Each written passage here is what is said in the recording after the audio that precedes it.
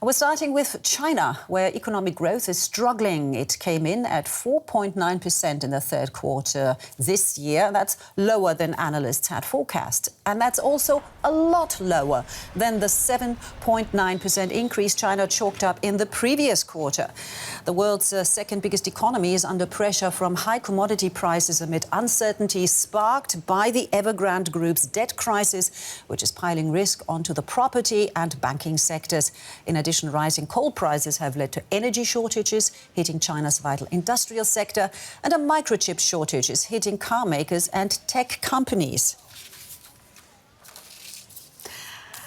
And to shed some light onto all of this, let's welcome DW's Clifford Coonan here in the studio. Clifford, good to have you with us. First of all, 4.9, so less than 5% growth. What does this mean for China's economic policy?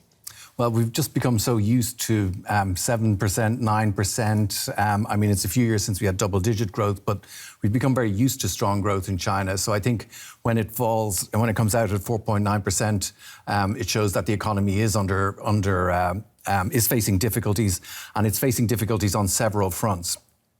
It's the weakest rate of growth since the third quarter of last year, which was, of course, just as it was coming out of the pandemic.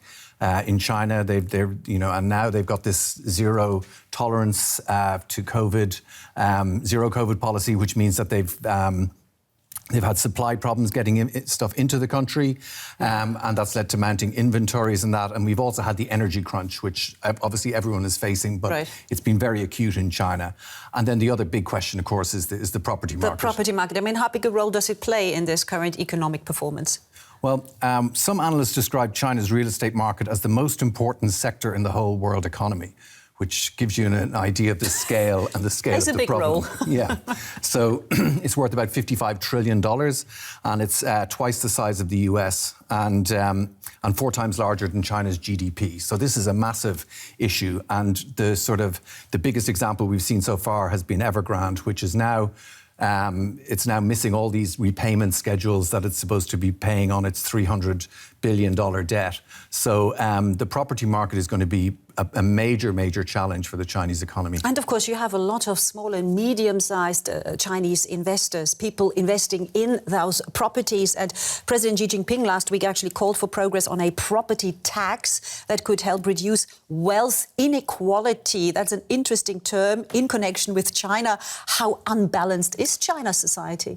Well, Xi Jinping is right now focusing on a project called Common Prosperity, which is aimed at sharing out and sharing removing the inequalities in society.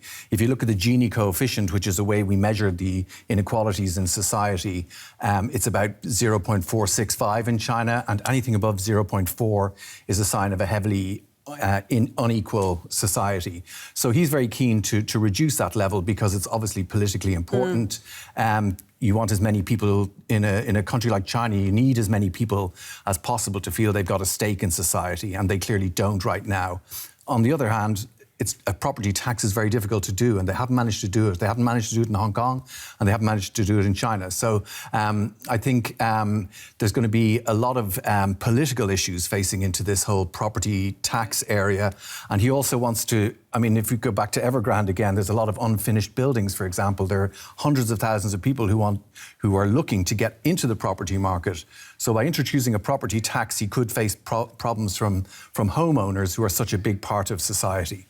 Just keep an eye on the clock, Clifford. 15 seconds. Would you invest in China now? I'd hold off on investing in China, maybe look elsewhere in in the Asia-Pacific region. All right. Clifford Coonan, as always, so good to have you in the studio with us. Thank you so much. Thanks.